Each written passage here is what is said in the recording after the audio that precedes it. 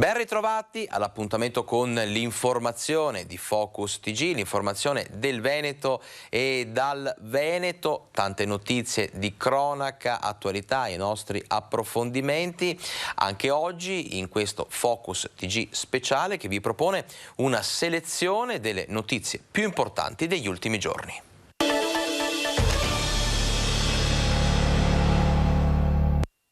Una vittima sul lavoro ogni settimana, è questo il trend inquietante registrato dall'Osservatorio Sicurezza Vega Engineering di Mestre, numeri che raccontano un dramma senza fine che pongono a confronto il primo quadrimestre 2021 con lo stesso periodo del 2022. Ebbene, 26 sono state le vittime l'anno scorso tra gennaio e aprile, 27 quest'anno con l'indicazione che tra esse stavolta non c'è nessun decesso legato al Covid. Questo significa statisticamente che il Veneto è la seconda regione in Italia per numero di morti in occasione di lavoro, 20 direttamente in azienda o in cantiere, 7 nel tragitto da o verso casa. La fascia di rischio è quella arancione. Fa peggio solo la Lombardia, il doppio della popolazione del Veneto con 37 vittime. Questione di formazione, dotazioni e soprattutto monitoraggio diffuso, almeno per il sindacato. Servono i controlli che devono essere a tappeto. A tappeto vuol dire da parte di tutti, da parte dello Spisa, da parte del nucleo dei carabinieri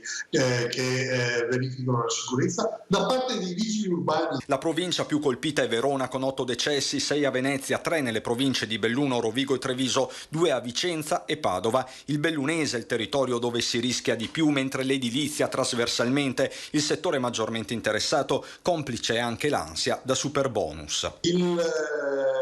Dover far tutto e fare in fretta, il dover recuperare anche il periodo che si è stati fermi durante la pandemia, poteva portare a questo pericolo che alla fine puntualmente purtroppo si è verificato. Ma a crescere in Veneto sono anche le denunce di infortunio. Nei primi 4 mesi del 2022 sono state quasi 31.000, in aumento di quasi il 45% sulle circa 21.000 dei primi 4 mesi del 2021. Il maggior numero di denunce a Treviso, oltre 6.100. Se invece gli infortuni sono in aumento e noi siamo i primi a denunciare, vuol dire che potremmo anche essere più bravi degli altri a denunciare, però abbiamo un problema con gli infortuni sul lavoro. In crescita in Veneto anche le malattie professionali. L'appello del sindacato resta quello a denunciare.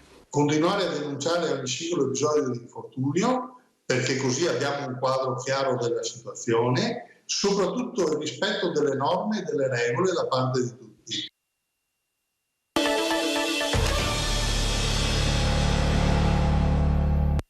Un protocollo all'avanguardia a livello nazionale tra Regione Veneto e Tribunale di Venezia rafforza la collaborazione tra i due enti a contrasto dello sfruttamento e della tratta di esseri umani, un ambito ampio che comprende prostituzione, lavoro forzato ai limiti se non a livello di schiavitù, accattonaggio e altre fattispecie. È il progetto Navigare che accelera i tempi per ottenere protezione e non essere più alla mercé degli sfruttatori e attraverso una collaborazione tra varie realtà offre alle vittime tutela legale, assistenza sanitaria, sostegno psicologico, regolarizzazione e inserimento lavorativo. Comunemente la tratta a fini sessuali è maggiormente collocata per coloro che provengono dall'Africa, in particolare dalla Nigeria, Edo State, Delta State, qualche volta dalla Sierra Leone e dal Senegal. Un altro ambito sensibile emerge nello sfruttamento del lavoro. Tra le nazioni maggiormente coinvolte il Pakistan e il Bangladesh. Lo sfruttamento del lavoro emerge maggiormente nel settore dell'agricoltura, del bracciantato,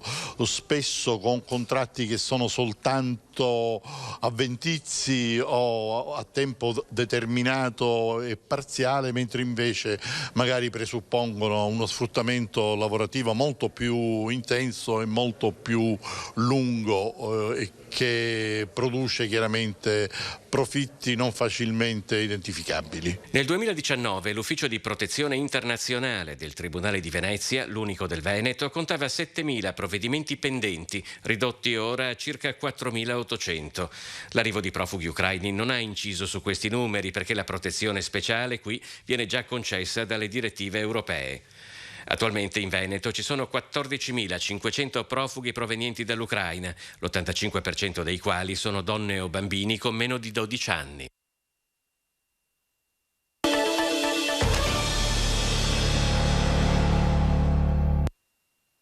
sempre disponibile, sempre gentile e soprattutto scrupoloso al 1000%.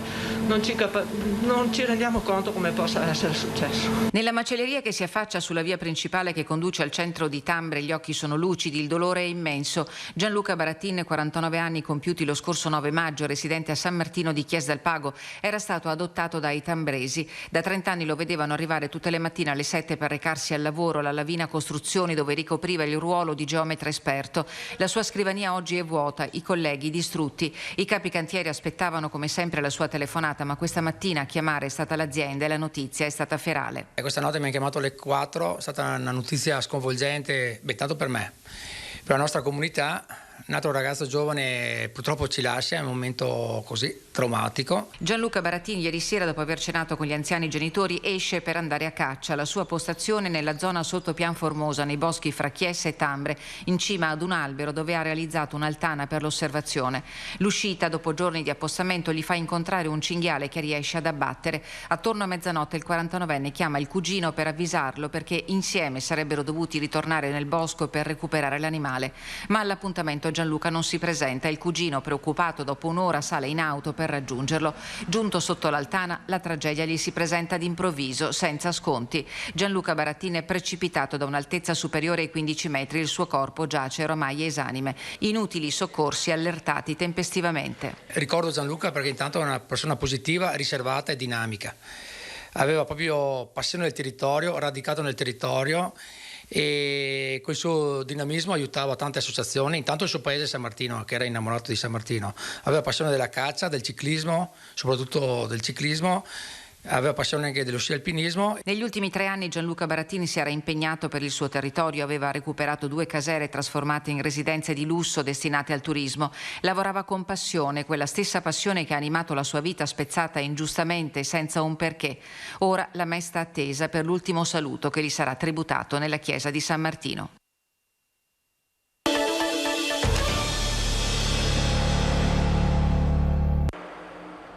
Notte di paura in Piazza Rigo, in pieno centro aspresiano, dove sorge il municipio. È a 2 passi dall'ingresso degli uffici comunali che pochi minuti prima della mezzanotte è esplosa per cause ancora da accertare una maxi rissa tra una decina di persone. Di fronte a 2 bande, da una parte cittadini dell'est, dall'altra nordafricani. Tra le mani coltelli, forse una bottiglia rotta, manganelli. Qualcuno probabilmente era sotto gli effetti dell'alcol. Alla fine a terra rimangono 2 giovani marocchini di 25 anni con ferite da taglio, mentre gli altri si allontanano. In piazza, avvertiti da alcuni clienti di un bar vicino, arrivano 4 pattuglie dei carabinieri e i sanitari del SUEM che soccorrono i 2 feriti poi trasportati al Caffoncello. Uno verrà dimesso poche ore dopo con alcuni giorni di prognosi, il secondo invece si trova ancora ricoverato in ospedale in gravi condizioni con profonde lesioni al torace. La prognosi rimane riservata. I militari sono ora al lavoro per identificare le altre persone coinvolte nella rissa e per chiarirne movente e responsabilità. Sul posto non sono state ritrovate armi. Un episodio inquietante avvenuto in pieno centro, ma il sindaco della Pietra non vuole sentir parlare di comune Far West. Non credo sia corretto definire Espresiano un Far West. È successo, è un fatto sicuramente grave e questo ancora una volta dimostrazione che magari servirebbero più forze dell'ordine sul territorio e quindi un intervento massiccio da parte del Ministero. Per il primo cittadino è indispensabile un rafforzamento delle forze dell'ordine sul territorio. Io qui ho una caserma in un territorio che sappiamo bene è al centro della provincia. Abbiamo 2 provinciali, una statale, la stazione dei treni, adesso arriva anche Pedemontana. Abbiamo 7 unità nella nostra stazione dei carabinieri. Io credo che dovrebbe averne almeno il doppio. Poi dopo vedi che anche dal governo decidono di terminare così il progetto Strade Sicure. Io ho sentito dei miei colleghi dire che sarebbe sicuramente un buon deterrente avere l'esercito per strada. Sindaci che si sentono lasciati soli. Il mio è un appello perché davvero non è giusto neanche che ci rimettano sempre i comuni e che comune, amministrazione e sindaci siano i capri espiatori di quanto accade. Alla fine ribadisce: un unico episodio, seppur grave, non può danneggiare l'immagine del mio comune. Espresiano viene sicuramente martoriata da questo punto di vista qua e non mi va bene perché non è così, Espresiano non è questa.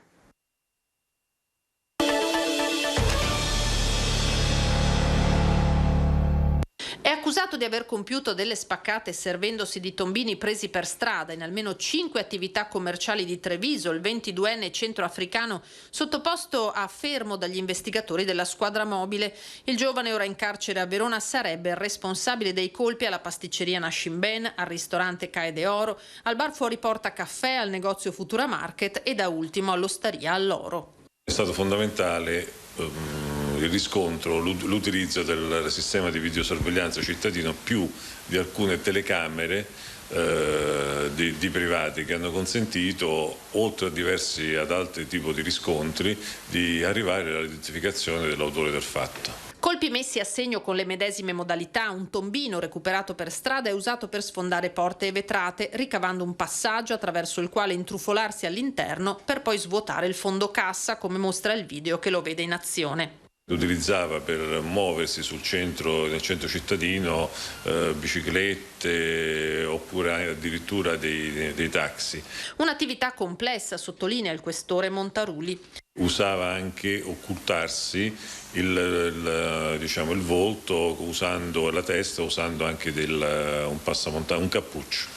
Colpo dopo colpo il bottino cresceva e con esso anche i danni provocati. L'ammontare della cifra è di alcune migliaia di euro, quindi andiamo oltre i 2.000 euro, più c'erano grossi danni dovuti all'utilizzo del metodo dello sfondamento, perché ogni vetrina sfondata comportava la necessità di una sostituzione con un danno per ogni vetrina di oltre diverse migliaia di euro. Si è così data risposta all'esasperazione crescente manifestata dagli esercenti del centro e della zona del Terraglio. Dei fatti che sono apparentemente di limitato rilievo, poi per la loro serialità in realtà creano grossa preoccupazione nella cittadinanza e soprattutto sugli operatori commerciali che in questo momento vengono duramente colpiti e che non meritavano questo tipo di rischio e quindi di correre questo pericolo.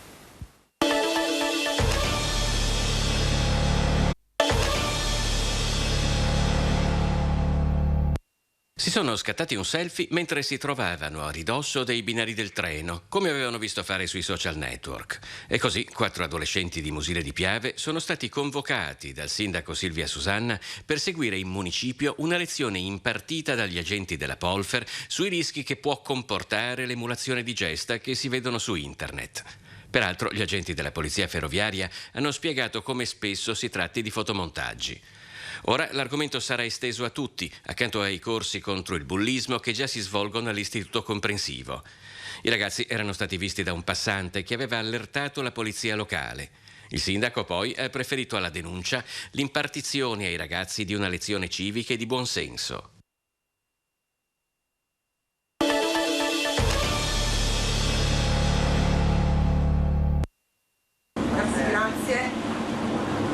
Guarderemo molto alle persone che sono più fragili per l'entrata nel mondo del lavoro, quindi agli over 30 e soprattutto i giovani verso apprendistato di terzo livello, ITS e formazione professionale. C'è una stretta collaborazione con la Regione Veneto, i fondi stanno venendo spesi egregiamente, come si vede da questo esempio. L'Europa investe sulle persone e lo fa attraverso il Fondo Sociale Europeo. Come vengono spesi questi soldi? Oggi è stato il momento di mettere tutto nero su bianco davanti al commissario europeo per l'occupazione e l'integrazione Nicola Schmidt in visita istituzionale a Venezia. Ad accoglierlo la splendida cornice di Palazzo Mocenigo, sede regionale della Guardia di Finanza, dove è attivo un cantiere didattico. Sono competenze giuste, ha detto Schmidt, a dare le giuste opportunità e a dimostrare la bontà degli investimenti sulla formazione con il POR FSE. Alla fine saranno i numeri: 764 milioni a disposizione, 892 quelli realmente investiti, oltre 10.200 i progetti che hanno raggiunto 400.000 persone. La nostra capacità amministrativa ha fatto sì che un overbooking ben studiato e ben programmato potesse poi farci assorbire le risorse di quelle regioni che non hanno speso, quindi proprio per evitare che il sistema Italia ne avesse un danno, e così abbiamo beneficiato della nostra capacità, ma di un tessuto, soprattutto nell'ambito dell'inserimento al lavoro e della formazione dei giovani, di eccellenza. Nei 2 anni di pandemia per le donne sono partiti 73 progetti, ne hanno beneficiato in 21.000. Solo la formazione professionale ha coinvolto e dato una qualifica a 20.000 allievi ogni anno. Investimenti anche per gli autonomi, assegni lavoro per 60.000 persone. Lavoriamo ora per mitigare gli effetti della crisi. Veneto ed Europa sembrano allineati. Investire nella formazione per dare ad un paese l'opportunità di crescita e alle persone un'occasione di vera emancipazione. Come Fondo Sociale Europeo possiamo comunque intervenire sostenendo chi è più in difficoltà, le famiglie indigenti, coloro che hanno perso il posto di lavoro, appunto per far fronte alle contingenze attuali.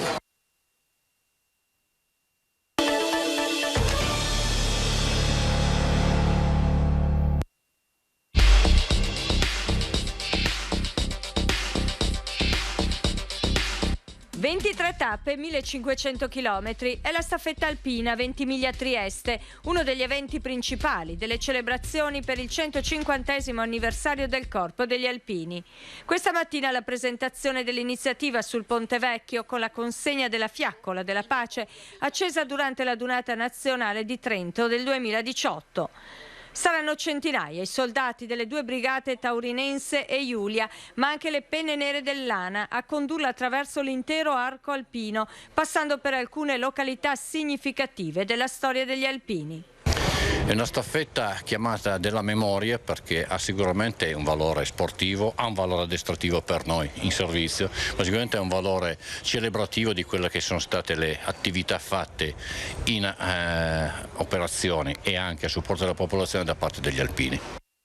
Passare per i luoghi che sono stati storia e quindi memoria del Corpo degli Alpini, per ribadire con forza quello che gli alpini anche oggi sia in armi che in congedo sono, cioè uomini del grande senso del dovere, ma uomini pronti e capaci di dare senza chiedere, di essere pronti a servizio di chi ne ha bisogno.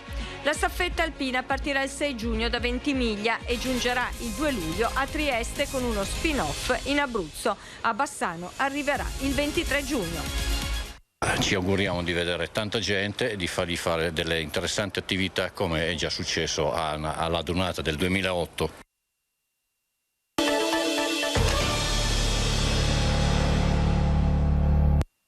Giugno, festa della Repubblica. Patria e bandiera sono suggestioni che si fondono col buon governo dei territori e dei popoli, valori che vanno coniugati con l'efficienza.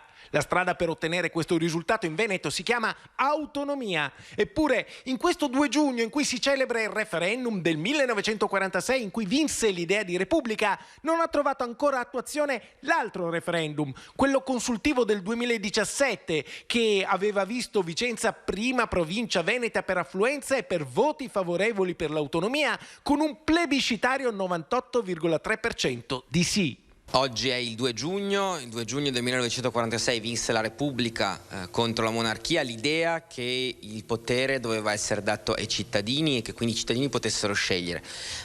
È una giornata giusta anche per ricordare l'impegno per l'autonomia, perché l'autonomia vuol dire sussidiarietà e quindi avvicinare il livello di governo ai cittadini e dare quindi potere e ruolo ai cittadini.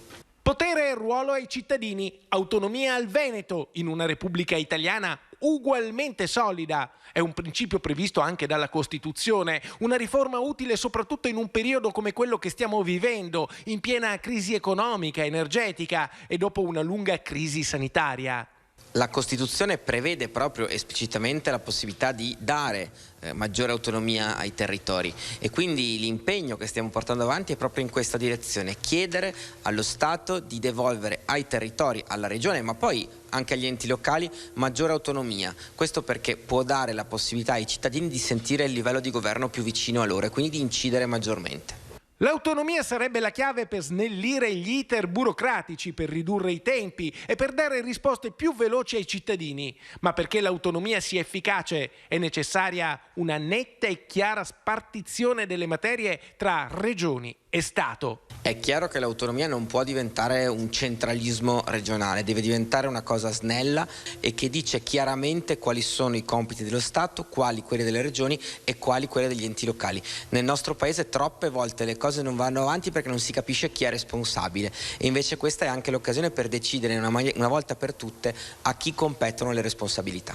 Oggi, 2 giugno, è tempo di rilanciare l'autonomia e non da domani, serviva da ieri. L'autonomia serviva sicuramente da ieri, oggi è un'occasione importante per rilanciarla, per cui viva la Repubblica e viva l'autonomia.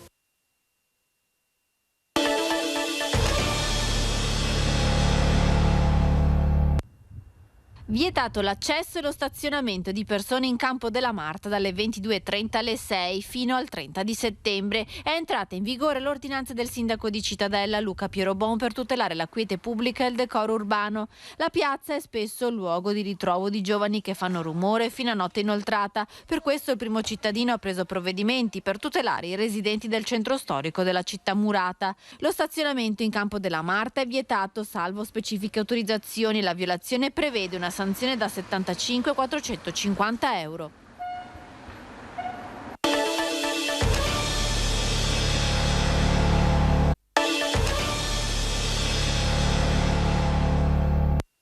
Nella Basilica del Santo prosegue il cammino di avvicinamento alla festa del 13 giugno con una serie di eventi e di celebrazioni e nella Cappella delle Reliquie, oltre alla tavola su cui riposava il santo, restaurata, sono esposti, ostensione è il termine corretto, alcuni altri oggetti che hanno accompagnato il santo nelle sue ultime ore di vita, ad esempio il suo saio, la pietra usata come cuscino e il cilicio. Intanto cresce ogni giorno il numero di visitatori e pellegrini. I numeri stanno aumentando, già nei fine settimana precedenti si notava un afflusso decisamente consistente di fedeli, di pellegrini che visitano l'Arca di Antonio, la Cappella di Reliquie. È emozionante vedere che tutto torna a riprendere movimento, vita, in un clima anche di gioia, di festa e vorrei dire anche di speranza. La giornata tipo del Rettore è dedicata a incontri anche pubblici per far conoscere al meglio cosa significa Sant'Antonio per i devoti e non solo per loro e quali significati hanno eventi e celebrazioni. Che molte sono le persone che mi domandano di intervenire e di cercare di far capire alle persone in che cosa consiste questa devozione che ruota attorno a questa figura splendida di Antonio e poi vari incontri, momenti di preghiera, visite in basilica. Intanto non va dimenticato che nei 2 anni di pandemia il santo non si è allontanato dalla sua gente. Le reliquie hanno sorvolato le terre venete nei luoghi simbolo del Covid sull'elicottero nel 2020. La reliquia dell'avambraccio di Antonio, custodita nella Basilica della Salute di Venezia, ha ripercorso lungo le vie d'acqua il cammino che l'aveva portata lì per giungere a Padova nel 2021. A portarlo nelle vostre case, con un record di spettatori, è stato il lavoro del network Media Nord-Est, in uno sforzo corale accanto alla comunità dei frati. Padova e i padovani, comunque, rispondono sempre con grande affetto al loro santo. Padova risponde sempre bene, a dire la verità è già da un po' che i pellegrini, i fedeli di Padova frequentano la Basilica in modo consistente. Appena tolte le restrizioni si è notato subito un aumento di persone in Basilica.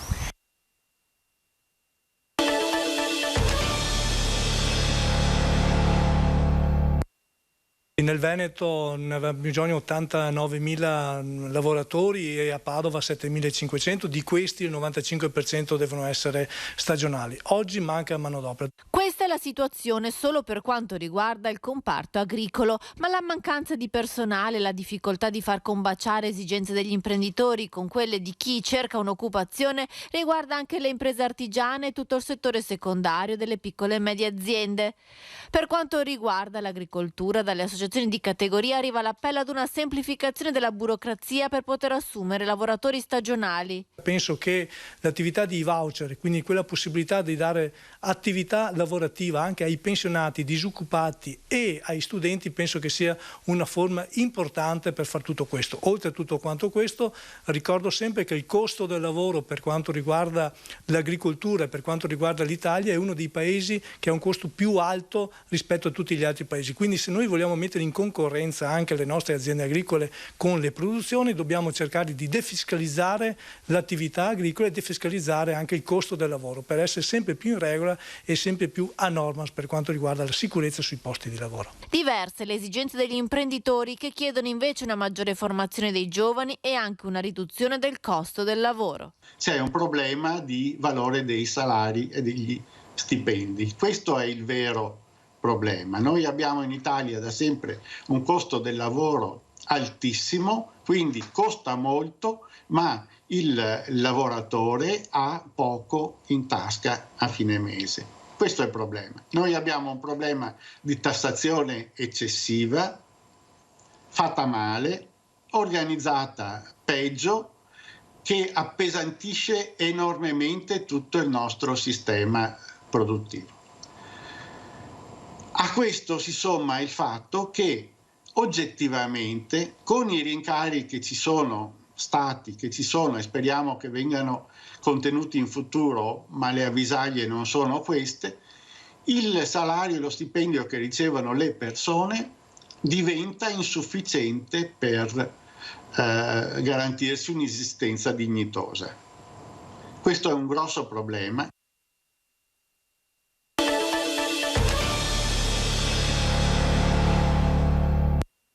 Sarebbe bene l'autonomia, però allargare un po' le competenze della regione, della provincia, del comune. Secondo me bisogna continuare a parlarne. Un'autonomia che dal Trentino Alto Adige, alla Valle d'Aosta, cose del genere. Per i vicentini dunque l'autonomia del Veneto resta un tema che sta loro a cuore. Una ricetta ancora valida per poter reagire alla crisi post-pandemia e all'attuale economia di guerra. Un'autonomia magari ritoccata in alcune parti per rispondere meglio alle esigenze attuali, ma sicuramente una svolta amministrativa ancora valida, invocata a gran voce nell'ultimo referendum regionale. Ma vi arrivava Zapata 20 anni fa? Essere più indipendenti in ambito amministrativo, in ambito enti locali.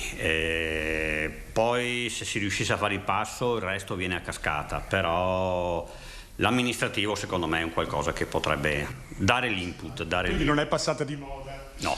Se c'è qualcosa di valido, sì, anche se è Lega che lo propone, mi scusa, su mia proprio...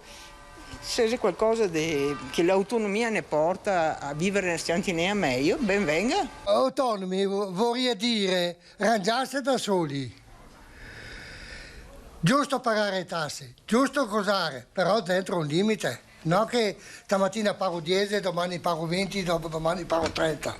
E non so neanche cosa che pago. Parlare di autonomia, a lei cosa viene in mente? Viene in mente la mia autonomia, di non aspettare lo Stato che faccia qualcosa per me, perché non me l'ho mai aspettato. Sono di Napoli, sono da 20 anni e passa da qui, sto bene, mi trovo bene e sono autonomo. Beh, se aiutasse le piccole e medie imprese a trovare personale da formare, sì, eventualmente i fondi potrebbero essere dirottati in questo senso, insomma, perché adesso è un periodo in cui è molto difficile trovare del personale. Credo che alcuni criteri macroscopici non servano neanche più. Il Veneto è una regione molto produttiva, siamo una regione di eccellenza in moltissimi settori. Credo che valga la pena potenziare questi settori e cercare di proteggerli, ripeto, selezionando in maniera accurata le voci più importanti. Però rimango, europeista, rimango italiano. Per alcune cose sicuramente sì, il Veneto merita un'attenzione.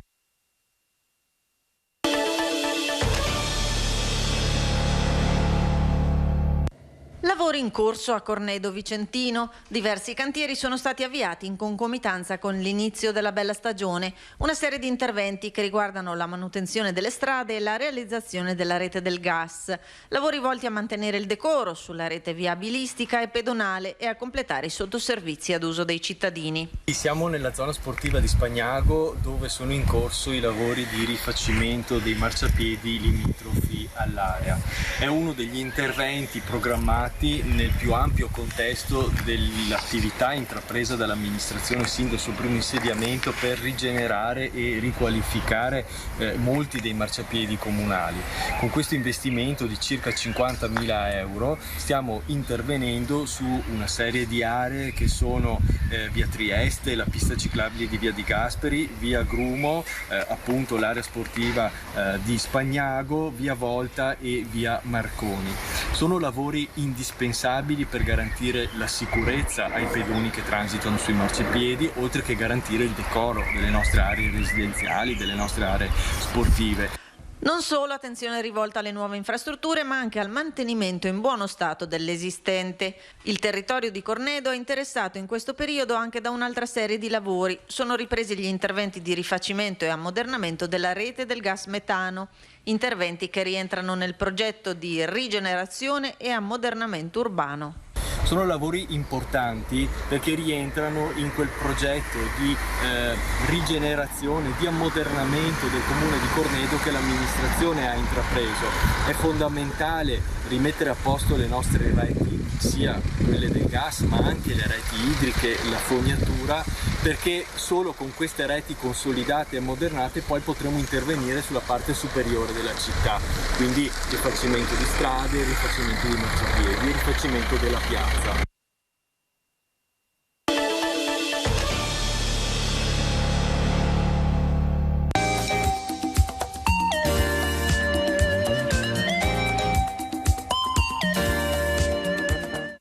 Buonasera amici ed amiche di Rete Veneta e ben ritrovati in questa nuova puntata di Filo Vicenza. Oggi mi trovo nella piazza antistante alla chiesa di Santa Maria in Ara Coeli, vicino al centro di Vicenza, alle mie spalle, dietro la chiesa, il famoso Parco Querini.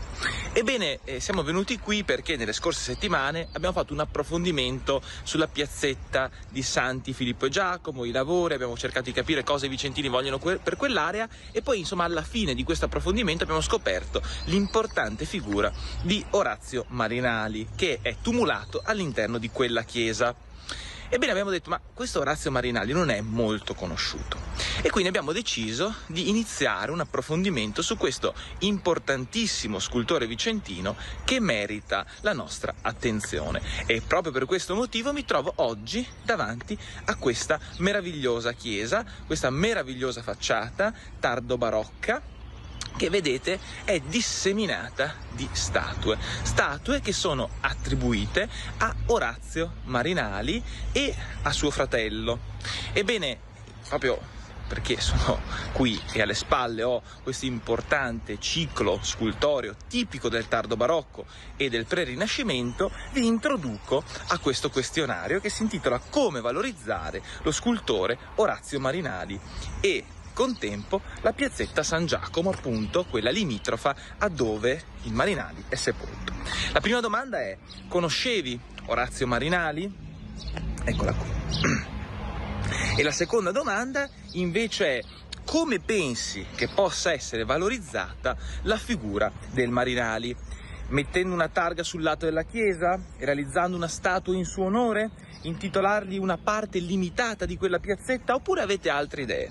Ebbene, questo questionario cartaceo sarà disponibile nelle attività limitrofe alla zona e presso la pagina Facebook dei Liberi Pensatori e quella degli Amici Rete Veneta. Votate, perché alla fine porteremo i risultati di questi questionari all'amministrazione e come sempre faremo valere le vostre opinioni. Alla prossima e ciao!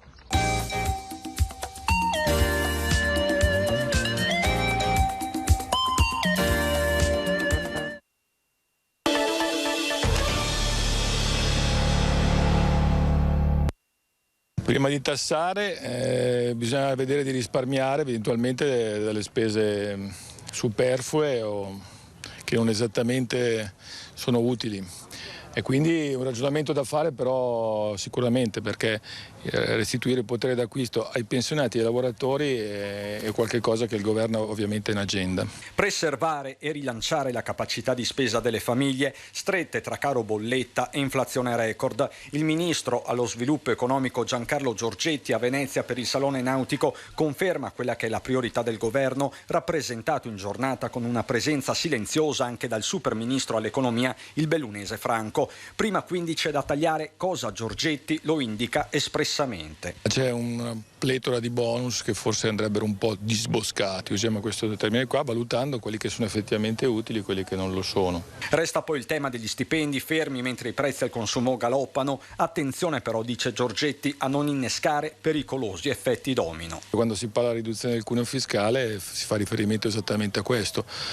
Bisogna stare molto attenti a non far ripartire una spirale inflazionistica che sarebbe devastante. Abbiamo già conosciuto questi fenomeni negli anni 70-80, dobbiamo evitare di ripetere gli errori. Già i salari, con il record negativo segnato proprio dal Veneto sulla base di un recente studio dell'INPS. 21.500 euro la retribuzione lorda pro capite media l'anno, migliaia di euro in meno rispetto ad altri territori. Un dato per certi versi eclatante che si potrebbe in parte spiegare con il ricorso al nero e che sta infiammando il dibattito. Su questo interviene lo stesso presidente Zaia chiedendo una valutazione che vada al di là dei singoli numeri. Bisognerebbe vederli perché è come quando si parla di dati della sanità, si guardano delle statistiche. Io che ho fatto statistica all'università mi hanno insegnato, il mio professore diceva sempre: gli italiani mangiano mediamente un pollo all'anno, poi c'è chi ne mangia 10 e chi non lo vede mai. Numeri che parlano, stando anche all'ultimo report della Fondazione Nord-Est, di un Veneto meno attrattivo per i giovani di quanto siano Lombardia ed Emilia-Romagna. Io vedo i dati, abbiamo un PIL di 180 miliardi di euro, ovviamente gli stipendi devono essere adeguati poi al costo della vita, questo è poco ma sicuro. E voglio solo ricordare a chi dice queste cose che in questa regione unica in Italia non si paga l'addizionale IRPEF, quindi non preleviamo dalle tasche dei veneti 1.179 milioni di euro all'anno e questo accade da 12 anni. Dobbiamo lavorare assieme, è un percorso che dobbiamo continuare a fare, ad esempio adesso c'è questa grande operazione anche con Univeneto e quindi con l'università, ma dire che il Veneto non è attrattivo vuol dire non conoscere i dati.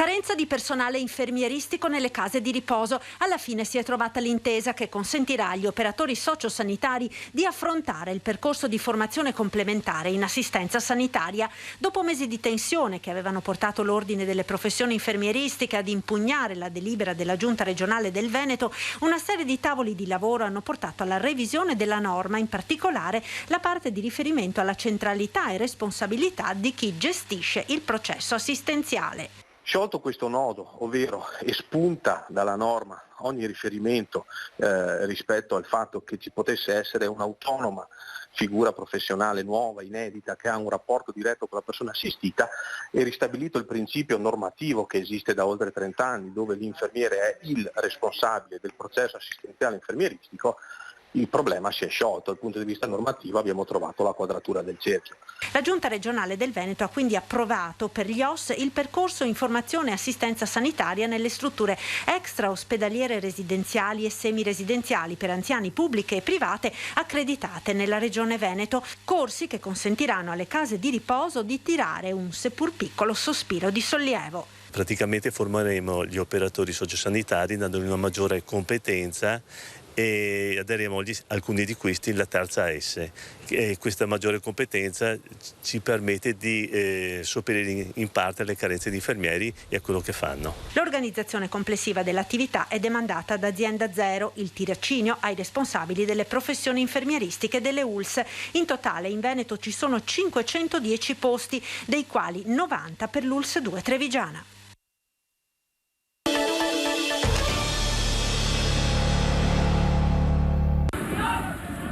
I numeri degli sbarchi in Italia sono aumentati del 30% ad aprile e maggio e l'estate non farà differenze.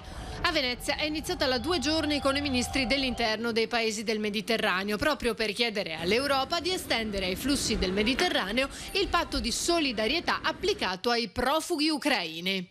Questo perché siamo di fronte a una crisi alimentare dovuta innanzitutto dal blocco dei traffici di grano dal Mar Nero e dall'altro da una crisi economica dovuta alla pandemia e appunto dalla stessa guerra in Ucraina. Quindi serve che l'Europa riscopra quello spirito solidale che ha messo in campo durante la pandemia, che all'Italia ad esempio ha consentito di finanziare il PNRR, che porterà nel nostro paese investimenti, gran parte a fondo perduto, per oltre 200 miliardi. Ecco, questa deve essere l'Europa. I nuovi flussi migratori comprenderanno sempre più persone e questo coinvolgerà anche il veneziano. Siamo interessati da una crisi nel campo soprattutto del turismo, ma in generale in tutte le imprese, che non si trovano lavoratori stagionali. Solo la Coldiretti chiede in Italia 100.000 stagionali per far fronte ai raccolti che si affrontano nei mesi estivi. Ecco, io credo che di fronte a questo non bisogna far polemica,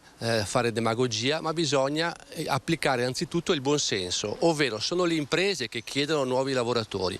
Una Venezia che nonostante i passi fatti ha ancora troppi problemi da risolvere. Per questo Pellicani si è fatto promotore di una commissione parlamentare ad hoc che durerà 6 mesi circa. Per mettere un po' a fuoco e soprattutto sensibilizzare il Parlamento, quindi le istituzioni nazionali, sui problemi della città, che non è una cittadina qualunque. Venezia è una città internazionale e quindi è nell'interesse del Paese che i problemi di Venezia vengano affrontati e soprattutto risolti. L'obiettivo è quello di costruire una proposta di legge di aggiornamento della legge speciale per Venezia, che compie 50 anni proprio nel 2023, perché sia più attuale e aderente alle nuove esigenze della città, sapendo, con la consapevolezza, che la legge speciale resta il fondamento, la base per tutti gli interventi fondamentali che vengono fatti nella città di Venezia. Ecco, Venezia, come ha sottolineato giustamente, a mio modo di vedere, il prefetto martedì scorso in commissione, è una città di fatto commissariata.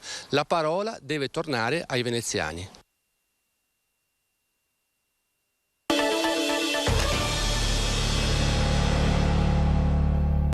È impressa sul cemento degli spogliatoi dello stadio di calcio la scritta ti amo nero su grigio, ma i vandali romantici hanno ben pensato anche di cesellare a colpi di bomboletta spray il loro pensiero sulla vita.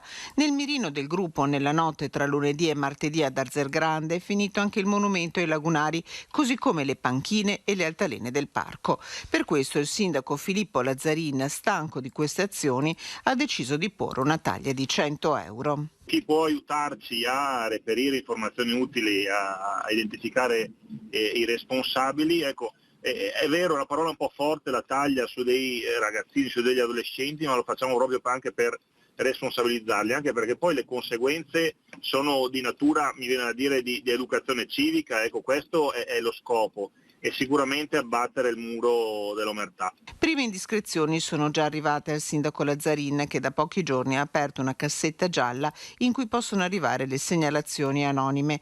Insomma, il cerchio si stringe sugli autori, che potrebbero essere giovanissimi. Una cifra che il primo cittadino ha deciso di mettere di tasca propria con il suo consigliere delegato alla sicurezza. Sono un po' simbolici, non sono tanti come quei famosi 200 euro per chi per la taglia che avevo messo qualche anno fa, per chi sporcava il territorio, abbandonava, diciamo, i rifiuti, però ecco, rivolgendosi a un pubblico un po' più giovane, ho pensato che 100 potessero essere sufficienti. Il gesto incivile di una notte alla collettività costerà circa 300 euro e solo perché il lavoro sarà offerto gratis da volontari.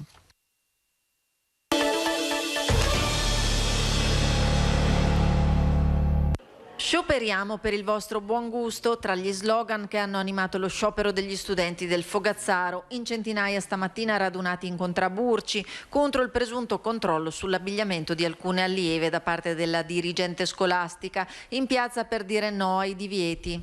Per dire che non è possibile che all'interno della scuola vengano usati questi toni. Come si deve andare a scuola vestiti? Bisogna andare a scuola in maniera consona all'ambiente, quindi canottiere e shorts chiaramente non sono la ragione per cui stiamo lottando, ma sicuramente se dobbiamo essere rimproverati per questa cosa, non è questo il modo di farlo. Studenti che hanno stilato una relazione di quanto sarebbe accaduto venerdì all'interno di una classe terza, in base alle testimonianze di alcune studentesse, in cui la preside avrebbe espresso commenti paternalisti di stampo sessista e grassofobici. La cosa importante è che ogni studente si senta proprio agio all'interno della scuola, perché la scuola è il luogo dello studente, deve sentirsi bene. Poi pensiamo che sia corretto in un certo senso non venire a scuola come, citando la preside, si va in spiaggia, però nonostante questo non è neanche giusto che vengano fatti certi commenti a ragazze, soprattutto in un'età molto critica. Commenti che la dirigente nega categoricamente, confutandoli uno ad uno, in primis come non avrebbe mai annunciato note disciplinari a chi vestito in modo ritenuto non consono. Sono amareggiata e mi sento infangata. perché hanno detto cose che non esistono. Dura la reazione della dirigente che sta valutando se procedere legalmente e resta ferma sulla posizione. Da una parte io ho fatto presente che la scuola non è una spiaggia e si viene vestiti in maniera consona, e su questo non mi muovo. La decisione era quella di portare al Consiglio di Istituto l'anno prossimo, perché ormai siamo in scadenza, per scrivere un codice di abbigliamento. Ero amareggiata per questa cosa e l'avevo detto a quella classe, che ha volutamente travisato, o almeno l'estensore di quel documento anonimo ha travisato quanto io ho detto. È venuta a sapere dello sciopero dagli organi di informazione senza che gli studenti cercassero prima un confronto e un chiarimento, e oggi amplia la riflessione sulla necessità di un cambio di rotta. C'è bisogno di rifondare le regole e purtroppo socialmente c'è un fraintendimento mostruoso sulla libertà personale. In quella classe ho tentato di spiegare la differenza tra libertà e licenza.